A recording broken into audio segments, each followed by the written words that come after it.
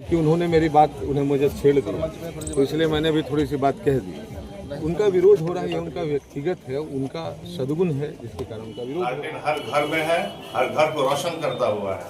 और हेलीकॉप्टर को उतारने के लिए हेलीपैड की जरूरत होती है साहब, तो आप पहले हेलीपैड ढूंढे, धरती पे उतर के देखें कहाँ उतरने की जगह है। ये सब बेतुकी बात।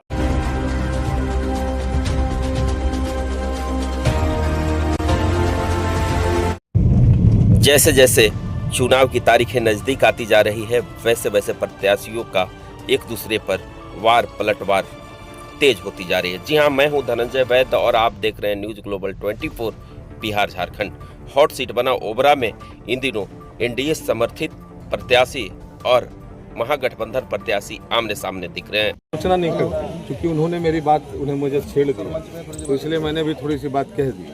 उनका विरोध हो रहा है, ये उनका व्यक्तिगत है, उनका सद्गुण है, जिसके कारण उनका विरोध हो रहा है। लोगों के बीच प्यार बांटिए, और आपके गठबंधन में तो मोहब्बत बांटने वाले राहुल गांधी भी हैं, फिर आप नफरत क्यों परोसने लगे? अचानक आप में ऐसा क्या हो गया? प्रभात खबर की चौपाल में मैंने कहा था कि ऋषि यादव जाति पाति नहीं करते, और उसके लिए मैंने उनको 10 अंक दिया था।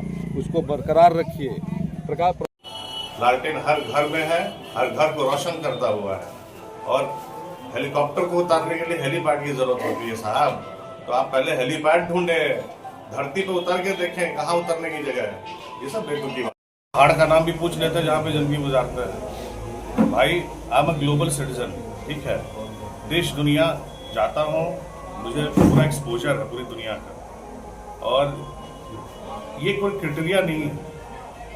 अगर आप जो कहते हैं इस बारे में उनसे पूछ लीजिए, क्या वो कभी मतलब कि बाहर नहीं गए क्या?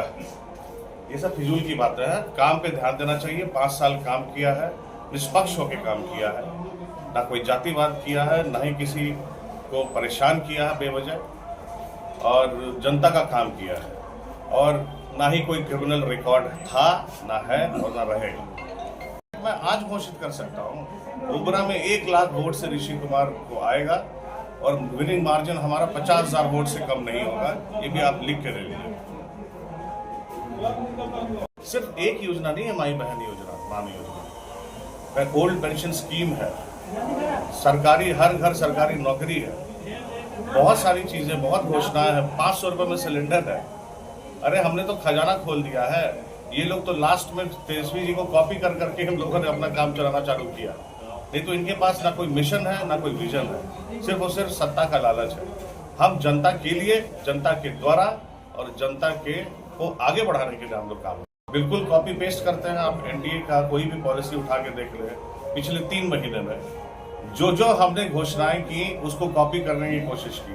हमने 200 यूनिट बिजली फ्री देने का वादा किया तो 125 कर दिए। हमने माई बहन मान योजना किया तो 10,000 रुपए महिलाओं के खाते में भेज दिए। तो जो तेजस्वी कहते हैं वही एनडीए वाले करते हैं। 2020 में जब हमने अनाउंस किया था 10 लाख सरकारी नौकरी, तब भी यही कहा गया था पैसा कहाँ से आएगा। जब 17 महीने की सरकार बनी तो तेजस्वी ने बांटे ना उन्हीं मुख्यमंत्री से जिन्होंने कहा था कि अपने बाप के घर से पैसा लाएगा, कहाँ से लाएगा।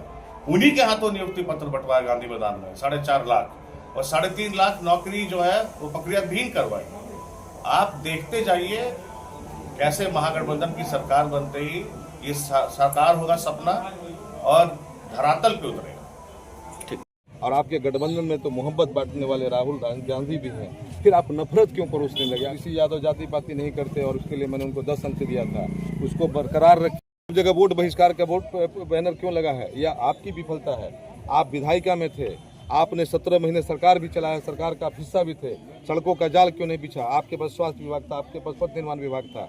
आपको इन सब बातों का जवाब देना चाहिए। आप फिजूल की चीज़ों में जनता को मत उलझाइए, जनता इस पर उलझने वाली नहीं है।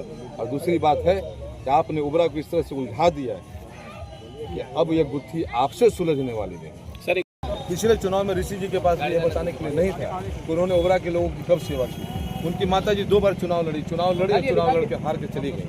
किसी के यहाँ न्योता हकारी में भी अगर आई तो सिर्फ स्वजातीय लोगों के यहाँ आई, किसी अन्य के यहाँ नहीं जा सकी। उन्होंने समाज कहाँ बनाया? उन्होंने लालू यादव के जो विजन था सभी लोगों को साथ लेकर चलने का, उसको तो छोटा कर दिया। और फिर उनके पुत्र आए, उन्होंने भी 5 साल तक सिर्फ यहाँ पर ओबरा को ऐसगाह समझाया लोगों ने। आप चुनाव जीते, आप चले गए, जनता आपको ढूंढ रही है। आप अब जनता के बीच माफी मांग रहे हैं। ऐसी जरूरत है, ऐसी नौबत क्यों आ रही है? 3.5 लाख नौकरी जो है वो प्रक्रिया विहीन करवाई। आप देखते जाइए कैसे महागठबंधन की सरकार बनते ही ये साकार होगा सपना और धरातल पे उतरेगा। आप रश्मि रथी पढ़िए, जाति जाति करते हो जिनकी पूंजी केवल जाति, जिनके पास बताने के लिए कुछ है नहीं, जो सिर्फ दूसरों की आलोचना करते हैं।